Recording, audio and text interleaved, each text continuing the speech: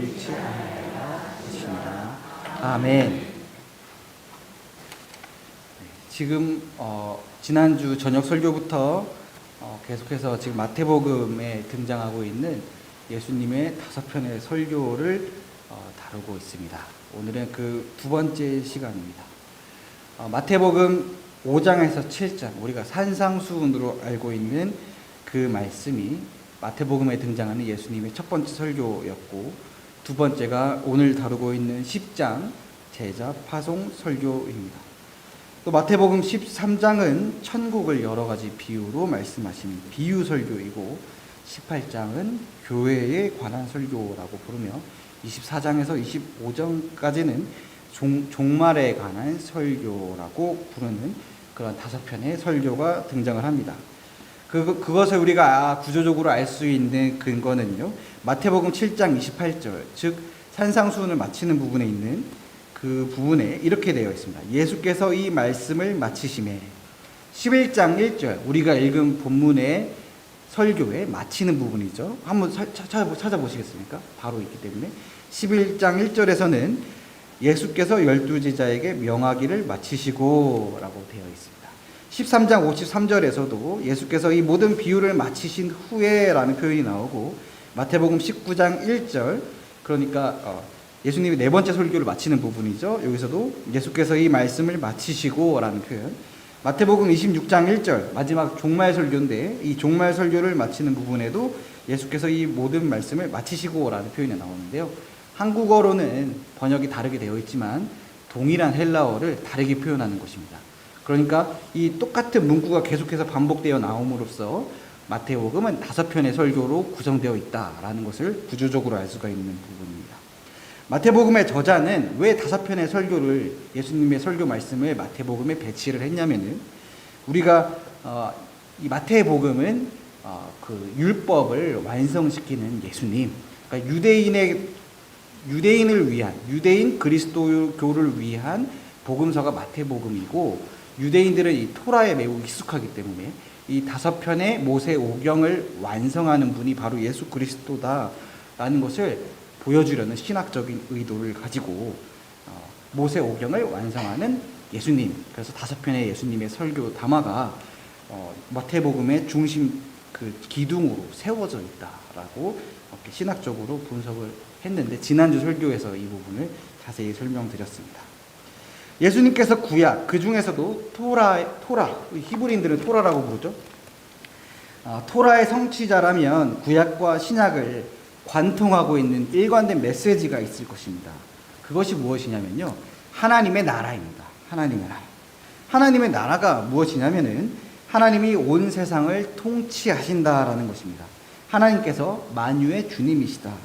하나님의 통치 범위가 단순히 우리가 죽어서 가게 되는 천국에만 미치는 것이 아니고, 지금 우리가 살아가고 있는 21세기 오늘 대한민국에까지도 하나님의 통치 범위가 미쳐야 되는 하나님의 나라여야 된다라는 것이죠. 구약은 그 하나님의 나라가 어떤 것이고 무엇이고 하나님은 어떻게 다스리시는가를 여러 말씀들을 통해서, 이스라엘의 역사와 시편과 또한 토라를 통해서 말씀하고 계십니다. 그리고 하나님의 나라를 완성하실 메시아를 약속하고 있는 것이 구약입니다.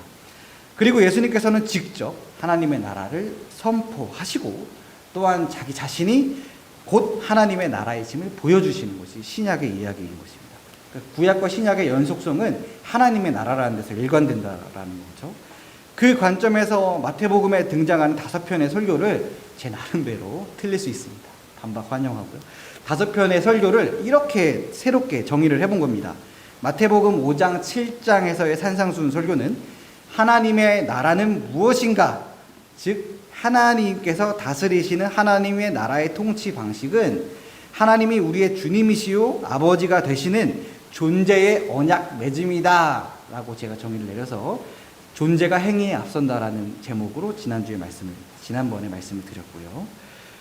그것을 단적으로 보여주는 말씀이 지난주 저녁 설교 본문, 지난번 저의 저녁 설교 본문이었던 좋은 나무가 좋은 열매를 맺는다라는 것입니다. 그러니까 산상수훈의 말씀은 얼핏 보면 행위에 대한 강조로 보이지만, 그 행위에 대한 행위는 우리가 하나님과의 관계 맺음으로 인해서 존재됨을 얻었을 때 우리의 삶에서 자연스럽게 맺혀지는 열매다라는 것이죠. 우리가 하나님과의 관계성 속에서 하나님의 백성이라는 정체성을 가진다면 우리의 삶을 통해서 선한 행위가 열매로 맺힐 수밖에 없음을 보여주는 말씀이 산상수훈 설교다. 그래서 하나님의 나라가 무엇인가를 보여주는 말씀이 마태복음 산상수훈 5장 7절 말씀이다라고 정의를 했던 것이고요. 오늘 읽은 말씀은 제자파송 설교로 알려져 있고요. 같은 관점에서 새롭게 제가 정의를 해보자면 이렇게 정의를 해보려고 하는 것입니다. 이 말씀의 주제를 이렇게 정해본 거예요. 하나님 나라 백성의 선교다. 오늘 말씀의 제목이죠. 그래서 이제 5편의 이 예수님의 설교 말씀을 다 하나님의 나라를 붙여가지고 정의를 새롭게 해본 겁니다. 하나님 나라 백성의 선교, 오늘 말씀은 하나님 나라의 백성의 선교가 아니고 천국 백성의 선교로 되어 있죠. 그 이유는 단순합니다. 지난번에도 말씀드렸지만 마태복음은 유대 공동체의 복음서이기 때문에 10계명을 지키는데 아주 투철합니다. 그래서 하나님의 이름을 망령되이 일컫지 않으려는 의도로 하나님의 이름을 직접 부르지 않고 천국으로 바꿔서 부르는 것일 뿐입니다. 그러니까 천국이 하나님의 나라인 것입니다. 천국, 하나님의 나라 같은 뜻이죠. 오늘 말씀은 마태복음 본문이기 때문에 그렇기 때문에 천국 백성의 선교다라고 제가 정의를 한 겁니다. 그러면 이 천국과 대비되는 개념이 있어야 되지 않겠습니까? 이렇게 대비돼서 표현을 해야 주제가 정확하게 드러나죠. 천국과 대비되는 개념이 바로 제국인 겁니다. 세상 나라라고도 하죠. 제국. 제국은 어떻게 확장을 할까요? 정복과 지배입니다. 모든 나라는 나라라고 하는 이 개념, 우리가 나라를 얘기할 때 주권을 가장 먼저 얘기하지 않습니까? 국민주권 영토인데 주권, 권이 뭐야? 권력입니다. 그러니까 모든 나라는요, 권력하고 떼려야 뗄 수가 없는 구조로 밀접한 상관관계를 갖고 있습니다. 이 정치학하신 분들은 다 아실 거예요. 정치는 나라 곧 권력, 다 이해가 연결이 되는 주제입니다. 그렇다면 권력이란 무엇일까요? 권력은 타자의 상태나 행위를 나의 의지대로 강제로 조정할 수 있으면 그것이 권력인 겁니다. 너 내일까지 여기 나와 했는데 얘가 나와 있으면 그게 권력이 있는 겁니다. 내가 옳다고 생각하는 가치나 행위를 타인에게 강제할 수가 있는 것이죠. 그래서 정치학자들은 이 권력을 낮은 단계에서부터 높은 단계로 분류를 하는데요. 가장 낮은 단계에 있는 권력의 형태가 무엇일까요? 폭력입니다. 때려서 말을 듣게 하는 거죠. 우리 학교에 가면은 이제 너 돈 내놔! 이렇게 삥을 뜯는데 소위 삥을 뜯죠. 때려서 돈을 받아내는 겁니다. 상대의 돈인데 내게 되는 거예요. 그게 가장 낮은 단계의 권력이죠. 신체적인 생명적 위해를 가함으로써 자신의 의지를 타인에게 관철시키는 겁니다. 그 다음 단계가 뭐냐면은 감시와 처벌로 상대의 행위를 강제하고 있는 겁니다. 그러니까 우린 대부분의 현대 나라는 이 단계까지 와 있는 거죠. 감시와 처벌이 있기 때문에 그 행위를 못하게 강제하고 있는 겁니다. 그렇다면 가장 높은 단계의 권력이 무엇일까요? 그건 뭐냐면은 감정적, 정신적으로 동의하게 만들어서 마치 타인의 의지를 나의 의지로 생각하게 되는 단계의 권력입니다. 대표적으로 나치에 중독되어 있는 그 당시 독일이나 신천지 같은 이단에 속해 있는 사람들이 이 단계의 권력에 들어가 있다라고 보시면 되겠습니다. 그러니까 더 이상 폭력이나 처벌이나 감시가 필요하지 않은 단계까지 이 다양한 권력의 형태가 있다라고 정치학자들이 분류를 하고 있습니다. 로마는 어떻게 다스릴까요? 처음에는 폭력과 힘으로 주변 나라를 정복하죠. 그 다음에는 법을 통한 처벌과 감시로 자신의 권력을 유지합니다. 마지막으로는 황제 숭배, 황제는 신이다라는 것을 통해서 황제의 의지를 피정복민들이 자신의 의지로 여기는 단계까지 나아가려고 했던 매우 고도화된 시스템을 갖고 있던 제국이 바로 로마였던 것입니다. 폭력이든 감시와 처벌이든 우상화이든 다 본질은 같습니다. 뭐냐면 정복과 지배입니다. 세상은, 제국은 정복과 지배를 통해서 그 나라를 확장해 갑니다. 그렇다면 천국은 어떻게 확장될까요?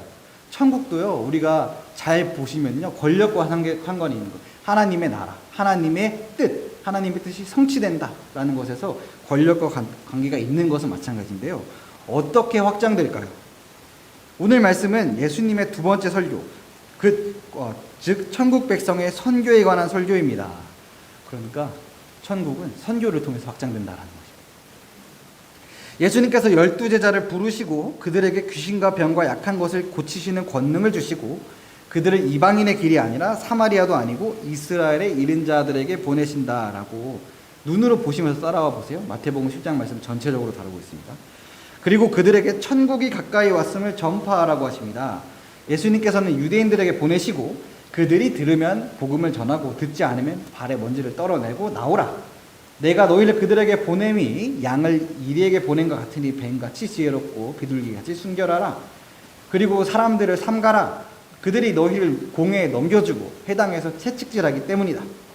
그렇게 함은 너희가 신문 받을 때에 이방인들 앞에 서게 될 것인데 그때 그들에게 무엇을 말할지 걱정하지 말아라. 성령님께서 말씀하실 것이다. 너희의 몸을 죽일 수는 있어도 영혼은 못 죽이는 일을 두려워하지 말고 하나님을 두려워하라. 너희는 참새보다 귀한 존재이니 나를 시인하면 나도 너희를 시인할 것이다. 너희 가족을 나를 사랑하는 것보다 더 사랑함이 마땅하지 않다. 나는 칼을 주러 온 것이다. 가족과 가족이 서로 싸우게 될 것이다. 그러면서 결론은 이것이죠. 자기 목숨을 얻으려는 자는 잃을 것이요 나를 위하여 자기 목숨을 잃는 사람은 목숨을 잃을 것이다. 너희를 영접하는 자. 그러니까 이게 무슨 뜻이냐면 제가 국어를 하러 갔는데 그 사람이 저에게 도움을 준 겁니다. 그러면은 제가 이제 전도를 하러 갔는데 그 사람이 저를 영접하고 복음을 받아들이고 저에게 먹을 것을 준 거예요. 그러면은 그 사람이 복을 받는다는 거죠. 내가 그 사람한테 복을 끼치는 게 아니고 내가 그 사람에게 도움을 받았더니 하나님이 그 사람에게 복을 주신다라는 말씀이에요. 그러니 자기 십자가를 지고 나를 따르라. 여러분 이 말씀이 한편의 설교입니다. 그리고 이해가 되십니까? 산상수훈만큼이나 해석하기 어려운 말씀이 오늘 말씀입니다. 이 말씀을요 부분 잘라서 1절부터 몇 절까지 잘라서 요것만 가지고 말씀을 하거나 요것만 가지고 말씀을 하면은 그렇게 이해하기 어렵지 않은데요. 제가 이 5편의 설교를 통해서 하려는 작업은 뭐냐면 예수님의 5편의 설교 말씀을 하나의 논지를 가진 완성된 형태의 설교 말씀으로 보고 이해를 해보려는 겁니다. 그러면은 이 말씀들에서 하나의 일관된 논지가 발견이 돼야 되는데 그것을 찾기가 쉽지가 않다라는 겁니다. 왜냐하면은 전혀 다른 주제의 말씀들을 옴니버스식으로 합쳐놓은 것 같아서 그렇기 때문이죠. 뭐 파편적으로 이해를 해보자면 예를 들어서 사마리아나 이방인의 고을이 아니라 이스라엘 지역으로 먼저 전도를 보내신 것은 너희 가정이나 주변부터 전도하라. 뭐 이렇게 적용을 해보거나 복음을 전하다 안 들으면 발먼지를 떨어버리라. 이것은 전도는 하나님이 하시는 일이니까 받아들이지 않는다고 해도 상심하지 말고 계속해서 전해라. 또 혹은 너희가 보냄을 받는 것이 양을 이리대로 보내는 것 같으니 뱀같이 지혜롭고 비둘기같이 순결하라는 것은 세상을 가까이 하지 말고 교회를 가장 우선시하여라. 뭐 가족을 사랑하는 것도 마찬가지로 가족을 사랑하는 것보다 교회가 더 중요해야 된다. 뭐 이런 식으로 파편화해서 이야기를 해보면은 이해가 되지만 이 이야기를 하나로 묶는, 하나로 꿰는 그 주제를 찾기는 쉽지 않다라는 겁니다. 그래서 제가 이 말씀들을 부분적으로 이해하지 않고 하나의 형태로 이해를 해보려면 어떻게 해볼까라고 이런 각도에서도 보고 저런 각도에서도 보고 연구를 해본 겁니다. 마태복음 10장의 말씀을 하나의 논지를 가진 한 편의 설교로 이해하기 위해서는 마태복음의 공동체의 상황을 아셔야 되는데 이 마태복음 공동체는요 유대 사회에서 예수님을 믿는 교회 공동체였습니다. 마태복음의 매우 중요한 주제는 기존의 유대교와 우리가 믿고 있는 이 그리스도교 신앙 사이에 연속성은 무엇이고 차이점은 무엇인가를 밝혀내는 것이었습니다. 그래야 주변의 유대인들이 신학적인 토론을 걸어올 때 대응이 되지 않습니까? 그러니까 우리는 너희와 이 부분은 같고 이 부분은 다른 거야 라는 것을 말을 할 수 있어야 됐던 것이죠. 그러므로 예수님께서 유대 지역으로 제자들을 먼저 보내신 것은 단순히 주변부터 전도하라는 뜻이라고 보기보다는 그 유대교의 무엇과 완전히 대비되는 하나님 나라의 복음을 전하라는 의도로 보는 것이 좋을 것 같습니다. 그것을 알 수 있는 포인트가 8절인데요. 병든 자를 고치며 죽은 자를 살리며 나병 환자를 깨끗하게 하며 귀신을 쫓아내되 너희가 거저 받았으니 거저 주라 라는 말씀인데요. 유대인들은 병드는 거, 죽는 거, 나병 환자 이것을요 그리고 귀신 들리는 거 이걸 부정한 것으로 보았습니다. 요새 레위기 새벽 설교에 나병을 다루었는데요. 아주 부정결한 것으로, 공동체 밖으로 내몰아야 되는 것으로 이렇게 보았던 것입니다. 즉 하나님께서 저주를 내리시고 벌을 내리신 것이다 라고 보는 겁니다. 저주를 받는 이유는 무엇이냐면 그들이 죄를 지어서, 죄는 뭐냐면 율법을 지키지 않아서, 그럼 율법을 지켜서 저주로부터 벗어나 자신이 의롭다는 것을 스스로 증명해내야 되는 겁니다. 그렇게 해석을 하고 있는 거예요, 바리새인들은.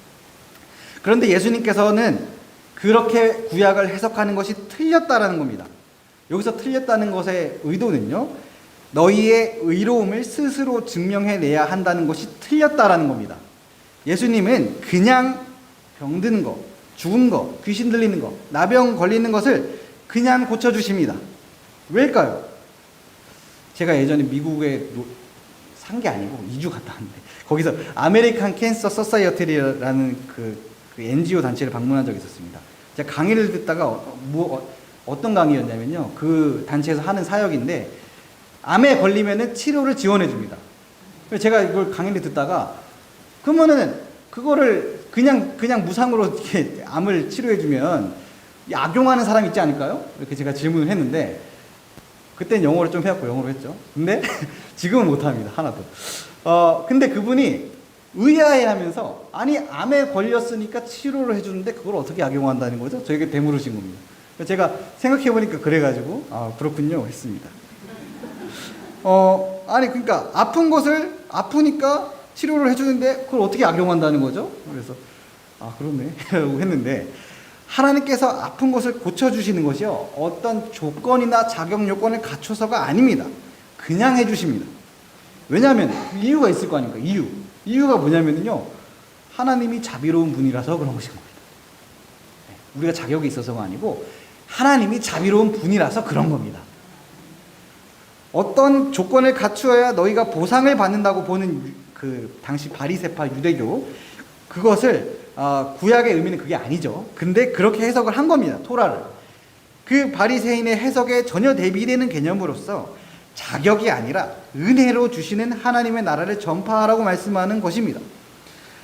그런데 유대교 사회가 이미 그 이스라엘을 다 차지하고 있는데 그 사회에서 전혀 다른 메시지를 전하면 당연히 핍박을 받겠죠.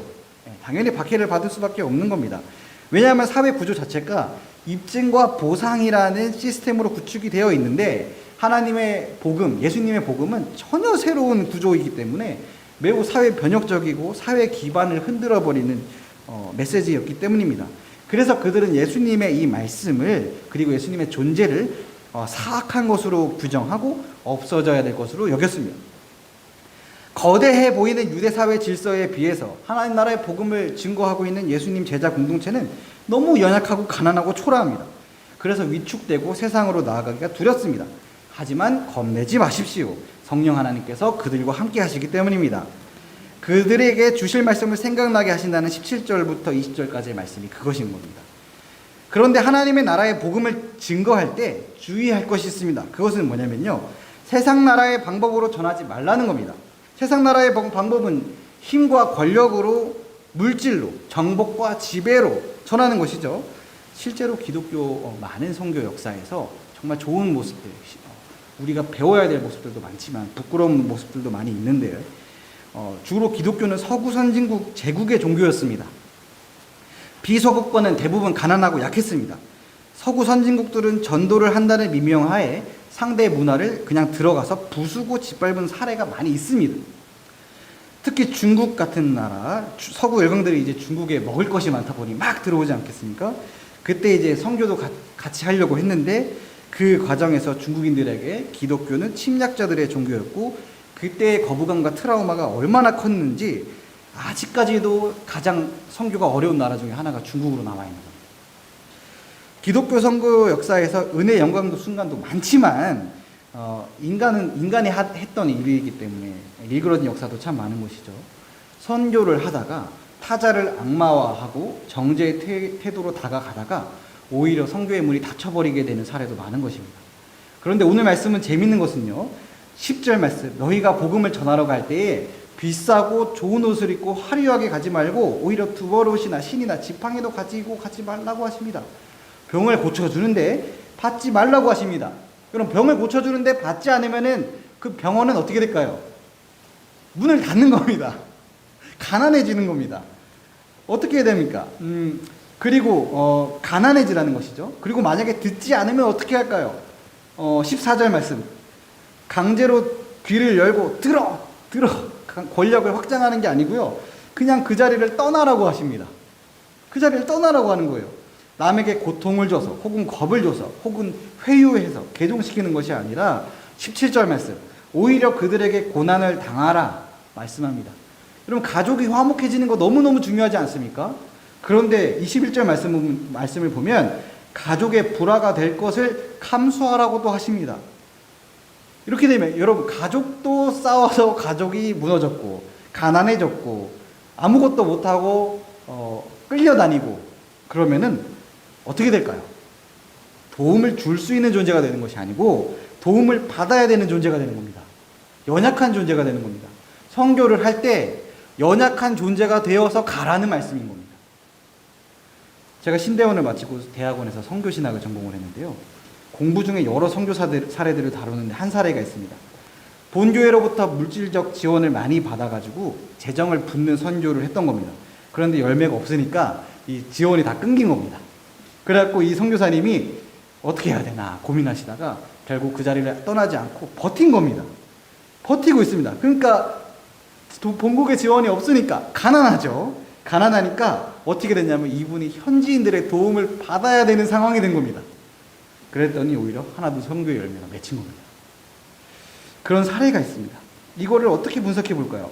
현지가 지원을 계속 받기만 하니까 그 현지 교회가 주체적으로 서지를 못하고 독립하지를 못하는 겁니다. 그래서 많은 선교지에서 계속 받기만 하다가 지나치게 의존적으로 독립하지 못하는 교회가 되는 경우도 많이 있다라는 것이었죠. 어떻게 우리나라 교회는 이렇게 부흥하고 오늘처럼 선교 사역을 감당하는 강한 교회가 될 수 있었을까요? 우선 선교사들이 침략국의 선교사가 아니었습니다. 우리나라 침략국은 일본이었는데 일본은 기독교를 안 믿죠. 이 선교사님들이 우리 민족의 편에 싸워서 일본인과 같이 맞서신 겁니다. 그것이 매우 중요했고요. 그 다음에 선교사들이 처음에는 교회, 학교, 병원을 세워서 우리나라를 발전시키는 쪽, 우리나라를 세우는 쪽으로 갔고, 또 처음에는 자신들이 리더 역할을 하다가 어느 정도가 되면 한국인으로 후임자를 세우고 떠납니다. 지금 연세대 학장 외국인인가요? 언더우드인가요? 아니죠. 한국인입니다. 그래서 지원을 일방적으로 받기만 하는 사람으로 만드는 것이 아니라 현지인들을 리더십으로 세우고 현지인들 스스로 주체적으로 설 수 있도록 자립을 도왔던 방법으로 선교를 한 겁니다. 사도 바울도 마찬가지. 선교를 해서 교회를 개척하면은 어느 정도 있다가 교회를 떠납니다. 그리고 선교로 세운 교회로부터 지원을 오히려 받기도 합니다.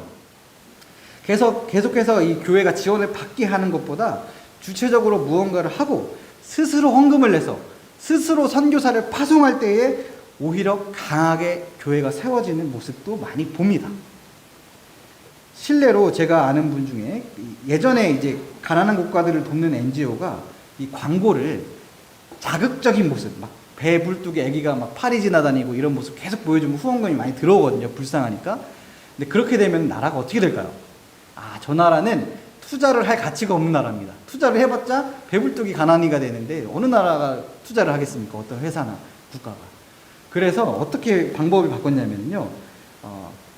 그 나라의 발전 가능성과 잠재력을 보여주는 방식으로 투자를 받을 수 있는 쪽으로, 이 나라를 세우는 쪽으로 이 패러다임이 바뀌고 있는 추세라는 것이죠. 그리고 현지인들의 리더를 세워서 당당한 하나의 주권 국가로 소개가 될 수 있도록 하는 방식으로, 그러니까 이 모든 일의 핵심은요, 타자를 대상화, 도구화, 수단화하는 것이 아니고 목적으로 대하고 주체로 설 수 있게 지원을 해주는 겁니다. 우리는 이제 많이 도와주고 지원을 많이 해주는 것이 마냥 좋다고 생각하기가 쉽지만요, 많이 도와주고 지원해주려면은 내가 일단 풍족해야 됩니다. 소유가 많고 외양간에 송아지가 많고 창고가 가득 차 있어야 되죠. 가족은 화목해야 됩니다. 그런데 온 가족이 다 예수님 믿으면 가장 베스트겠죠.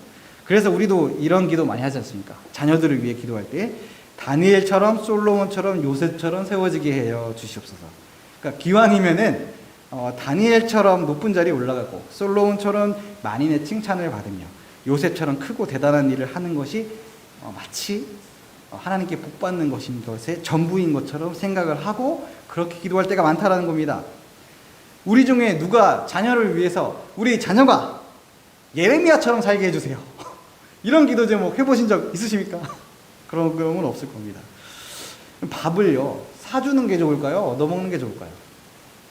사주는 게 좋습니다. 내가 친구를 만났는데 계속 얻어먹어야 되면요, 그 모임 안 갑니다. 창피하잖아요. 자존심이 상하잖아요. 여러분, 우리는요, 다 밥을 사줄 능력이 있는 그런 사람이 돼서 딱 밥도 딱 사주면서 조언도 좀 해주고 선한 영향력도 끼치고 그런 게 더 좋습니다. 그리고 그렇게 하는 게 마치 하나님께 복받는 것처럼 생각하게 되는 경우가 많죠. 그런데 오늘 말씀을 보면 밥을 얻어먹어야 되고 가난해지고 가족들도 불화가 되고 고통당하고 공회에 이리저리 끌려다니는 모습이 나오는 겁니다. 아무리 봐도 우리의 기준에서 복이 아닌 겁니다. 그런데 예수님은 왜 그렇게 성교하라고 하시는 것일까요? 우리의 생각과 전혀 다르게. 신학자 헨리 나우엔이 그의 책 상처 입은 치유자에서 어떻게 상처 입은 사람이 치유자가 될 수 있는지를 다루고 있습니다.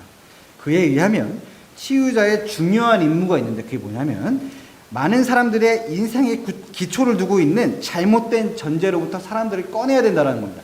그 잘못된 전제가 무엇이냐면 인생에는 그 어떤 두려움과 고독과 혼란과 혹은 회의나 의심이 없어야 된다고 믿는 것이 잘못된 전제라는 겁니다. 여러분, 상처, 그것은요, 우리가 인간 세상에서 살면서 피할 수 없는 겁니다. 우리는 다 늙고 늙으면 아프고 아프면 죽는다, 이어령 씨가 말씀하지 않으셨습니까? 그것은 인간의 생에서 당연한 것이고 우리는 그것을 알면서도 그 길로 걸어가고 있는 것입니다. 그것이 없어야 된다고 말한다면, 그것이 없어야 된다고 믿는다면 그것보다 더 큰 비극은 없을 것입니다. 사람은 실패하고 연약하고 실수하고 넘어지고 아프고 죽습니다. 그것이 인생임을 받아들여야 된다는 것입니다. 인간은 완전하지가 않고 나약하고 병들고 죽고 부서집니다. 그리고 우리는 그렇기 때문에 연약하고 부서지기 쉬운 존재로서 서로를 바라봅니다. 우리가 가지고 있는 상처와 연약함을 부정하지 않고 부서지기 쉬운, 그래서 부서지기도 했을 서로와 마주 앉는 것입니다. 예수님은 이렇게 말씀하십니다. 자기 십자가를 지고 나를 따르라. 목숨을 잃으라. 단순히 너의 욕망, 너의 자아는 다 틀린 거니까 버리란 뜻이 결코 아닙니다. 세상 모든 이들을 수단으로 보고 도구로 보고 정복하고 지배하기 위해서 자기 자신의 연약함을 가려야 하는 불쌍한 벌거숭이 임금의 자리를 포기하라는 것입니다. 그러니까 오늘 이 마태복음 10장의 주제를 이렇게 정의해 보겠습니다. 너가 주인공이 되려는 욕심을 내려놓고 상대방을 주인공으로 만들어주고 너가 선교의 주인이 되려고 하지 말고 하나님께서 하나님의 선교를 하시도록 너 자신을 축소하라. 내가 많은 돈과 권력을 가지고 또 그것으로 선한 일도 하는 멋쟁이가 되기를 바라겠지만 그것이 아니고 오히려 가난한 자로 도움을 받아야 하는 자로 나아가서 그들에게 도움을 받으라라는 것입니다. 그때 너희가 도움을 받음으로써 그들에게 하나님의 복이 임할 것이다 하는 것이죠. 우리가 부서지기 쉬운, 그래서 상처를 입은 치유자로 나아갈 때 선교의 주체는 내가 아니고 하나님이 되십니다. 우리의 한계에서 하나님의 역사가 시작됩니다. 여기서 이렇게 말씀 맞춰도 되는데 시간이 돼서 예화를 하나 준비했는데 할까요? 네. 오늘 이 말씀을 정확하게 보여주는 믿음의 선배님이 계십니다. 손양원 목사님이십니다.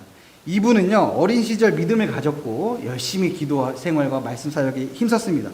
그러다가 부산 나병환자 교회에서 사역할 기회가 있었습니다. 그는 나병환자를 위한 목사로 부르셨다는 것을 알고 여수 애양원교회에서 나병환자들을 돌보시는 목사님이 되셨습니다. 그런데 일제시대 때 신사참배를 강요받게 된 겁니다. 신사참배가 십계명을 어기는 중죄임을 선포하시다가 일제에 의해서 수년간 옥고를 치르게 되십니다. 손 목사님의 가족들은 아버지가 옥고에 시달려 생계가 요원해지자 어려움에 처해 있을 때 이제 어떻게 됐느냐, 손 목사님에게 위로와 치유를 받았던 나병 환자들이 십시일반 동량한 음식들을 모아서 그의 가족들을 보살피게 됩니다. 오늘 말씀 42절처럼 손 목사님은 낮아졌기 때문에 그들의 도움을 받을 수밖에 없게 되었고 그들에게 도움을 받았기 때문에 그들이 하나님께 복을 받게 된 것입니다. 이 모습은 오늘 말씀에서 선교를 높아져서 위대해져서 많은 영향력으로 하는 것이 아니라 낮아져서 연약해져서 무능력함으로 해야 하는지를 보여줍니다. 우리가 진짜 사랑을 하게 되면 우리는 약자가 됩니다. 타인을 진정으로 사랑하는 사람은 그 사람 앞에서 약자가 되는데 그것이 사랑의 속성입니다. 왜 약자가 되라고 묻는다면 그 질문에 대한 답은 사랑하기 때문에일 것입니다. 손 목사님은 나병 환자를 사랑하여서 아무도 가지 않고 아무도 돌보지 않는 이들의 초라한 목회자가 되었고 하나님을 사랑하여서 일제의 감옥에 갇히는 죄인 신분이 되신 것입니다. 일제가 끝나고 손 목사님은 다시 애양원에서 전심전력으로 목회하십니다. 1호부터 15 시설은 경증 환자였고 14호실은 아무도 들어가기 싫은 같은 나병 환자도 들어가지 않는 끔찍한 환자들이 있던 곳인데 그곳에 직접 들어가셔서 자기 입으로 그 상처들을 입으로 고름을 빨아들여서 뱉어내는 일을 계속했습니다. 그렇게 사역하시던 손 목사님에게 비극적인 사건이 발생합니다. 여수 순천 지역에서 남로당 중심으로 반란이 일어나서 그때 좌익 사상을 갖고 있던 사람들이 한꺼번에 들고 일어난 겁니다. 그때의 손 목사님의 두 아들이 좌익 학생들의 표적이 되어서 그들에 의해 살해당하고 맙니다. 하루아침에 사랑하는 두 아들을 잃은 거대한 비극에 마주한 손 목사님은 아들을 떠나보내는 장례식에서 오히려 하나님께 감사드리는데 내 두 아들의 순교로 인하여 무수한 천국의 아들이 생길 것이니 감사합니다. 저 아름다운 천국에 두 아들이 있을 것이니 감사합니다. 결국 반란이 진압되고 두 아들을 죽인 안재선이라는 사람이 사형에 처할 뻔하게 되자 손 목사님은 그를 양아들로 삼아 죽음을 면하게 합니다. 당시 재판정에 있던 사람들은 손 목사님이 보이신 원작 폭탄보다 더 큰 거대한 사랑에 매우 놀라게 됩니다.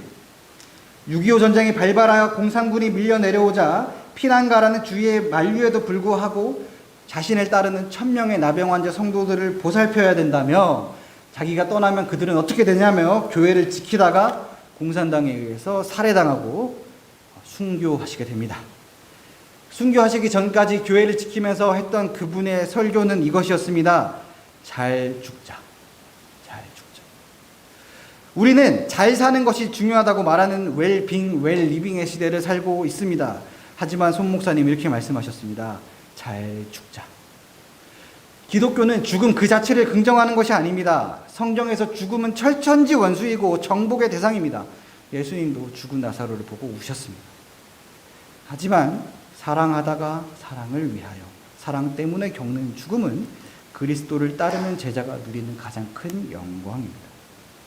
우리가 타자인 이웃을 사랑하고 영원한 타자이신 하나님을 사랑하여 나의 왕관을 벗고 보좌에서 내려와 낮아지고 낮아지다가 결국 그들에게 도움을 받아야 하는 신세까지 낮아진다면 세상은 그것을 패배라 할 것이고 저주라 할 것이고 실패라 할 것이고 낮아짐이라 할 것이고 무의미하다고 할 것이고 죽음이라고 할 것이지만 하나님은 그것을 승리라고 하실 것이고 영광이라고 하실 것이고 천국이라고 하실 것이고 소망이 있다고 하실 것이며 부활이 있다 하실 것입니다. 내 주님 지신 십자가 그것은 영광의 길이니 늘 주님과 동행하시다가 마침내 천국에 이르는 저와 여러분 되시기를 축복합니다.